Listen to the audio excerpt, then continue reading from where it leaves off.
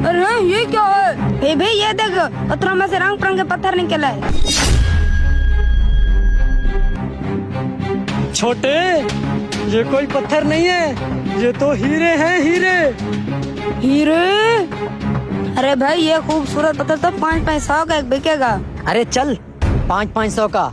मेरी बात गौर से सुन, ये बात तुम लोगों ने किसी को बतानी नहीं है, आई समझ? चलो जाके तुम हीरो ढूंढो, चलो जाओ। अरे पागल, अगर इन्होंने किसी को बता दिया तो मामला खुद ब खुद बिगड़ जाएगा।